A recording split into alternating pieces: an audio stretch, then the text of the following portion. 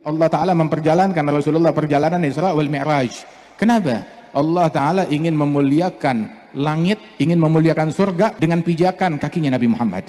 Sebagaimana Allah telah memuliakan bumi dengan pijakan kakinya Rasulullah Shallallahu Alaihi Wasallam. Sehingga kedatangan Nabi Muhammad dinantikan oleh para malaikat-malaikat dan arwah sejak ratusan atau ribuan tahun sebelumnya. Fil Bukhari, begitu malaikat Jibril minta dibukakan langit yang pertama, maka ketika istaftah Jibril, gal man bil bab, siapa di pintu langit? Bilang anak Jibril.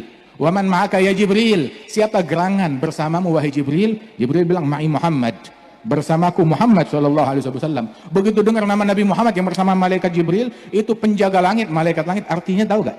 Dia memiliki power yang kuat. Bahkan malaikat Jibril mau mengaksesnya mesti izin dulu dibukain. Kalau enggak dibukain. Enggak ada yang bisa lewat ke situ kecuali orang yang punya akses. Sehingga begitu dengar bersama malaikat Jibril Nabi Muhammad, maka bertanya, "Awagad bu'itha alaih?"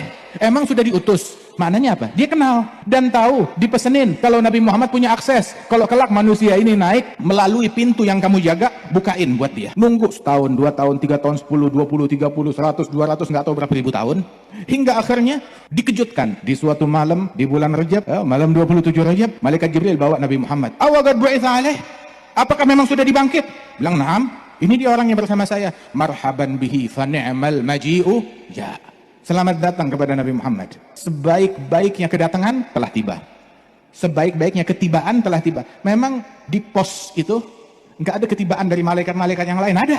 Akan tetapi sebaik-baik ketibaannya Nabi Muhammad. Sebaik-baik kedatangannya Nabi Muhammad dinantikan oleh malaikat. Masing-masing pengen punya momen. Sehingga malaikat yang langit pertama begitu, langit kedua begitu, langit ketiga begitu, langit keempat, langit ketujuh, semua ucapannya begitu. Menantikan momen tersebut untuk menatap wajah Rasulullah Shallallahu Alaihi Wasallam. Hingga Rasul Shallallahu Alaihi Wasallam berjumpa dengan Sayyidina Adam, berjumpa dengan para nabi-nabi di langit-langit yang telah dijanjikan oleh Allah Subhanahu Wa Taala. Dan sebelumnya jumpa dengan para nabi-nabi di Masjidil Aqsa. Dikumandangkan salat, Rasulullah yang jadi imam. Yang lain nggak ada yang berani maju jadi imam. Nabi Muhammad yang maju jadi imam. Di belakangnya ada Nabi Adam, ada Nabi Nuh, ada Nabi Ibrahim, ada Nabi Ismail, kakeknya Rasulullah Sallallahu Alaihi Wasallam, ada Nabi Musa, ada Nabi Isa, makmum di belakangnya Nabi Muhammad Sallallahu Alaihi Wasallam. Rasulullah yang jadi imam. Kemudian sebelumnya, waktu perjalanan ke Masjidil Aqsa, Nabi bilang, "Marartu ala gabri Musa, wa huwa yusalli fi gabrih." Saya mampir lewat kuburannya Nabi Musa. Mau dari mana namanya?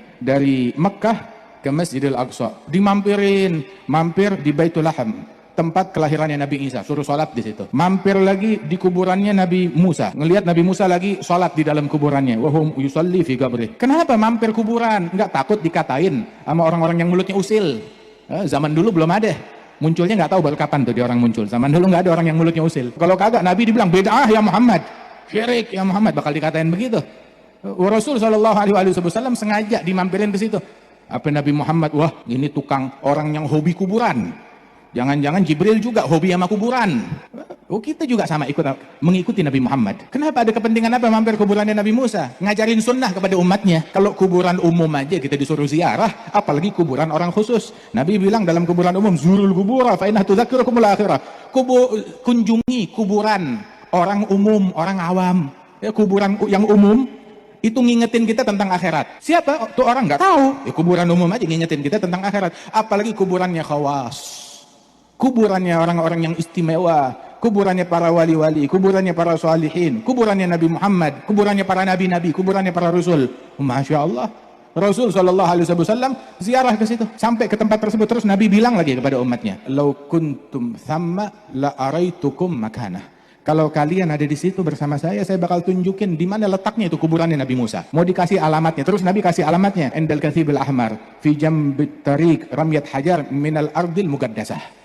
Di tempat perbukitan yang tanahnya kemerahan, kemudian juga di situ di tepi jalan dalam akses menuju tanah suci, jarak satu batu dari tanah suci, kata Rasul Shallallahu Alaihi Wasallam. Dikasih alamat. Orang kalau ngasih alamat artinya apa? Awas, datang ya, ini alamat saya, ini nomor telepon saya, awas hubungin saya, ini email saya, jangan menghubungi saya, jangan kirim email ke saya, ini alamat email saya. Begitu, ya nggak tahu kalau orang gendeng mungkin begitu. Tapi kalau orang yang berakal ngasih alamat maknanya kunjungi, ngasih nomor telepon maknanya hubungi, ngasih email maknanya kontak saya ya. Begitu, diajarkan demikian oleh Rasulullah Sallallahu Alaihi Wasallam.